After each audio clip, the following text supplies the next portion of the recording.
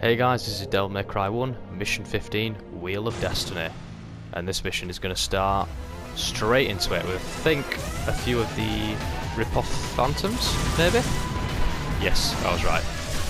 So, not too bad, these guys air raid, a bit overpowered on these guys actually. You can literally just spray them from above. And get quite an easy kill. Not too intimidating enemy, they're quite a lot of fun though, so what we're going to do is open this door right here, so as you'll recognise this area from before, and I need to try and remember which way it is actually, because I don't need to go both ways. Is it the blue or the red? I'm going to try left, and we'll see if it's right or not.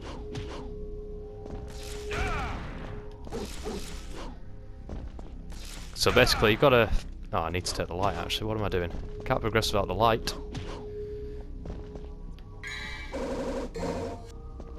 So we're going to say, we've got to open that door and we've got to go through these two side doors, but only one of them will actually take us to an item we actually need. I'm just trying to do... I can't quite get that move to work. I'm just trying to practice high roller without... Wow. Right, you've annoyed me now. I'm going to take my... I wasn't going to use that move, but they forced my hand. I'm just trying... There we go. Ugh. Right, I've had enough of these fetishes. Let's just use the most overpowered weapon in the game, which is Vortex.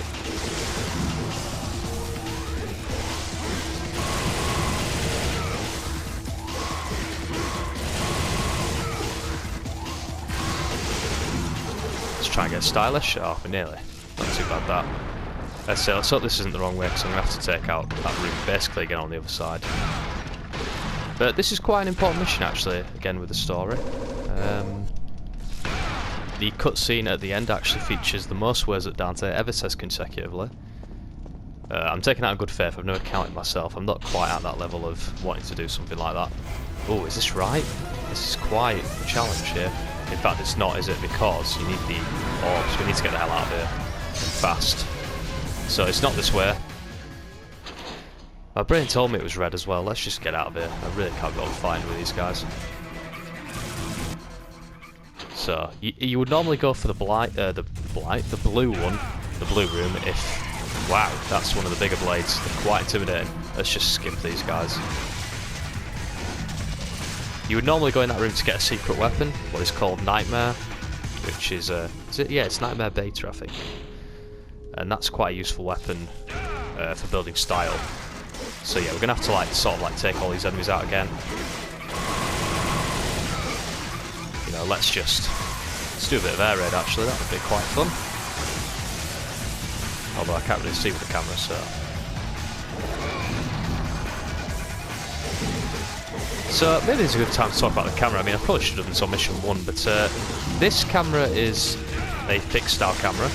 As in, I can't move the camera at all, very similar to old Resident Evil games. And it's probably one of the most aging aspects of the game, and one of the weakest. For the most part it works okay, but there are times like here where it can be very awkward.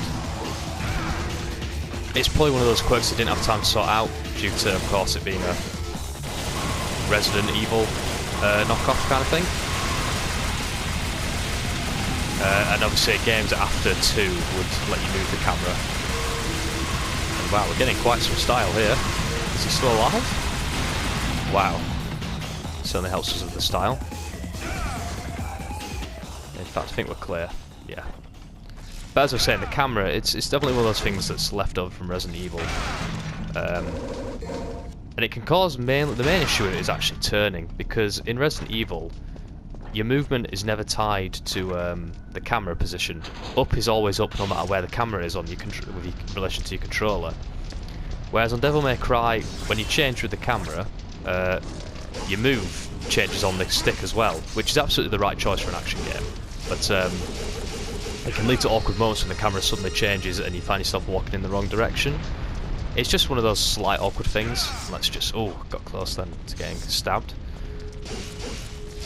It's just one of those awkward things that's carried over. I say it's not too bad, and it's something I've certainly learned to deal with.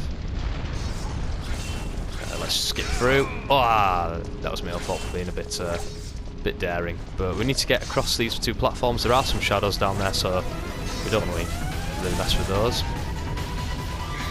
So let's get a pair of lances. And unfortunately we are going to have to go down there with those shadows. I do believe on normal I don't think there's anything here actually. There might be some blades at the most. But let's just get out of here, not entertain that.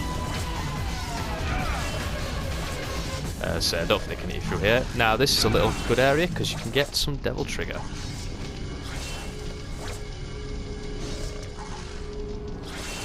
And we're going to need that because we've got something quite tough coming up. And I can't believe I've just done that. I thought they were synchronised. So let's get out of here and we can go open that main door. So as I said in mission 14, this is where the difficulty really steps up. And what's about to come up exemplifies that, I would say. As you can see, it's now night time. And that's another thing you don't see in games a lot these days. Like, games, of course, these early ones, they used to all take place in the same day, and you used to really feel it as the weather would change. Not the weather, but like the time of day. Metal Gear Solid 2 is another one, because you get so used to seeing the plant at daytime. When it becomes like sundown and nighttime, you really notice it. Now, moving on from that point, because I didn't have much chance to explain it, but if this doesn't scream boss fight to you, you've not played enough games, dare I say. Big circle area, Colosseum kind of gladiator. I mean, couldn't say anything more than boss fight.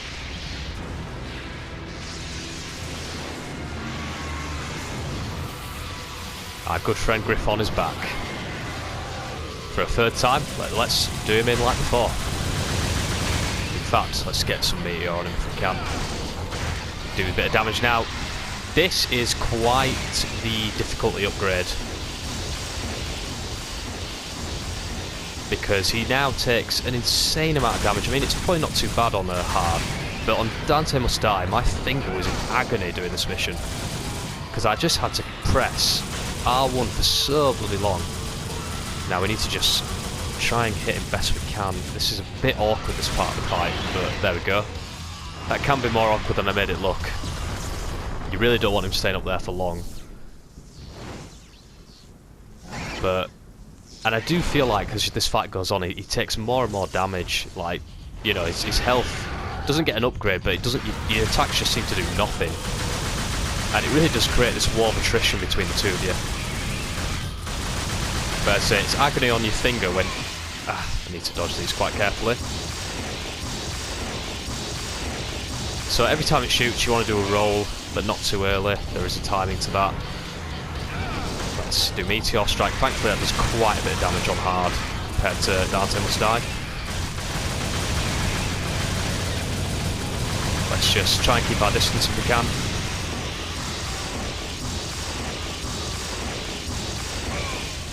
Can never seem to dodge that last one. Oh, whoa. He's still doing it. But the thing about Ebony and Ivory is, if you're wondering like what controls am I using here basically, I've got to, for every single shot, press square individually, and that's why it can be just such a quite an endurance test on your hands. Come on, let's see if I can do it. Yeah, that's better. Good clean run of that then.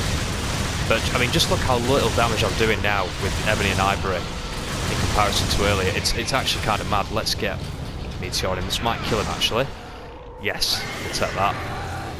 Not too bad that. On Dante Must Die, that took me forever.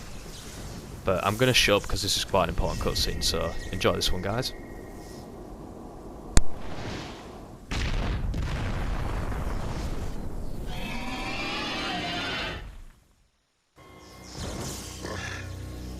Yours are definitely the powers of Sparta.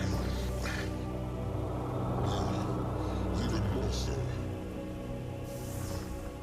But I cannot let you live. I serve my master Mundus. You can't fight with that wound. Mighty is the power of Mundus.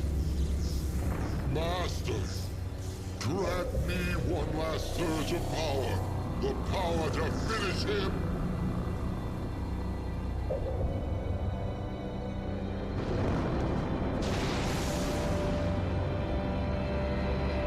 Master Mundus. Griffon, you have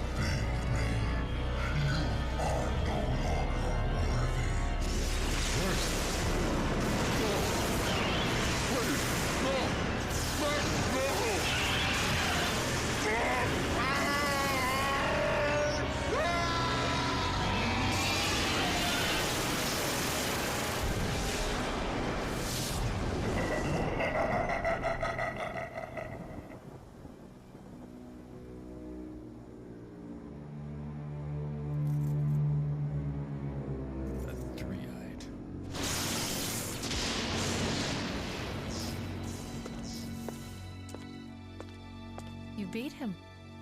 Maybe it was too easy for you. Mundus. His heinous ways make me sick, killing even his own, like they were nothing. He's the one that took the life of my mother, my brother, Shirley.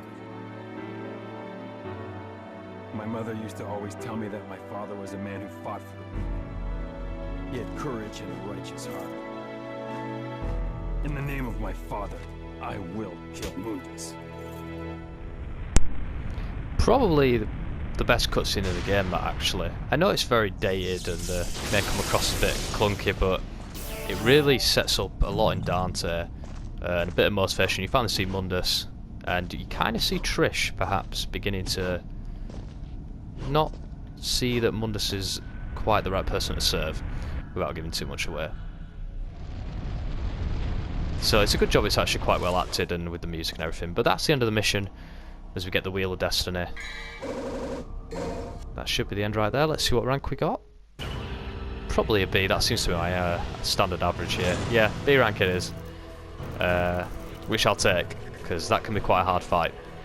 But thanks for watching, guys. I'll see you for mission 16.